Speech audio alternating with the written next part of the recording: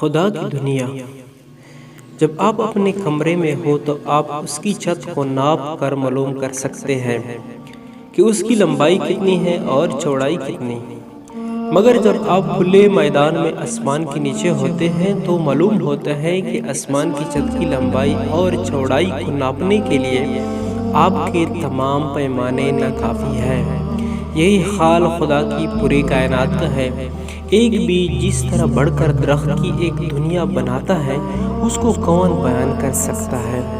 سورج کی روشنی، ہواؤں کا نظام، چڑیوں کے نغمے، پانی کے بہتے ہوئے چشمے اور اسی طرح کے بے شمار چیزیں جن کو ہم اپنی آنکھوں سے دیکھتے ہیں، ان کو لفظوں میں بیان کرنا ممکن نہیں۔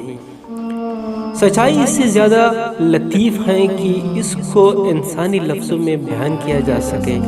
حقیقت یہ ہے کہ جہاں زبان گنگ ہو جاتی ہے وہاں سے حقائق شروع ہوتے ہیں۔ جہاں الفاظ ساتھ نہیں دیتے وہاں سے معنی کا آغاز ہوتا ہے۔ خدا چپ کی زبان میں بول رہا ہے اور ہم اس کو شور کی زبان میں سننا چاہتے ہیں۔ ایسی حالت میں کیسے ممکن ہے کہ ہم خدا کی آوازوں کو سن سکیں؟ اس دنیا کے سب سے قیمتی باتیں وہ ہے جو چپ کے بول میں نشر ہو رہی ہے، مگر جو لوگ صرف شور و غل کی بولیاں سننا چاہتے ہیں وہ ان قیمتی باتوں سے اسی طرح ناآشنا رہتے ہیں جسی طرح ایک بہرا شخص کسی عمدہ موسیقی سے۔ خدا کی دنیا بے حد حسین ہے، اس کے حسن کو لفظوں میں بیان نہیں کیا جا سکتا۔ آدمی جب اس دنیا کو دیکھتا ہے تو بے اختیار اس کا جی چاہتا ہے کہ وہ خدا کی اس ابدی دنیا کا باشندہ بن جائے، وہ ہواؤں میں شامل ہو جائے، وہ درختوں کی سرسبزیوں میں جا بسے، وہ آسمان کی بلندیوں میں کھو جائے، مگر انسان کی محدودیت اس کی اس خواہش کی راہ میں حائل ہے۔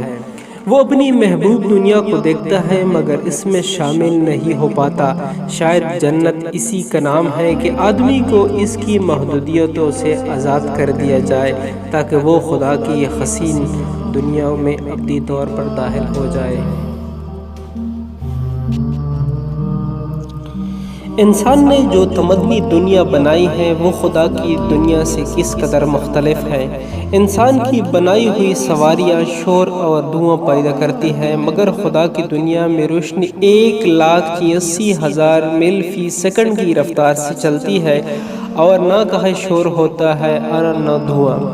انسانوں کے درمیان اسی طرح رہتا ہے کہ ایک کو دوسرے سے طرح طرح کی تکالیفیں پہنچاتی رہتی ہے، مگر خدا کی دنیا میں ہوا اس طرح گزرتی ہے کہ وہ کسی سے نہیں ٹھہراتی۔ انسان اپنی غلاظت کو کاربن اور پسینہ کی صورت میں خارج کرتا ہے، مگر خدا نے اپنی دنیا میں جو درخت اگائے ہیں وہ اس کے برعکس اپنی ثقافت کو آکسیجن کی صورت میں خارج کرتے ہیں اور پھول اپنی کثافت کو خوشبو کی صورت میں۔ انسان کے بنائے ہوئے تمام شہروں میں کوڑے کو ٹھکانے لگانا ایک ناقابل حل مسئلہ بنا ہوا ہے، مگر خدا کی بنائی ہوئی وسیع تر دنیا میں ہر روز بڑے پیمانے پر کوڑا نکلتا ہے مگر کسی کو پتہ نہیں چلتا، کیونکہ اس کو ری سائیکل کر کے دوبارہ کائنات کے مفید اجزاء میں تبدیل کر دیا جاتا ہے۔ جو شخص حقیقت کی جھلک دیکھ لے وہ اس کے بیان سے اپنے آپ کو عاجز محسوس کرنے لگتا ہے، اس پر چپ طاری ہو جاتی ہے، نہ یہ کہ وہ لفظوں کا سیلاب بہنے لگے۔ مزید اس طرح ویڈیوز دیکھنے کے لیے ریسرچ ٹی وی کو ضرور سبسکرائب کریں۔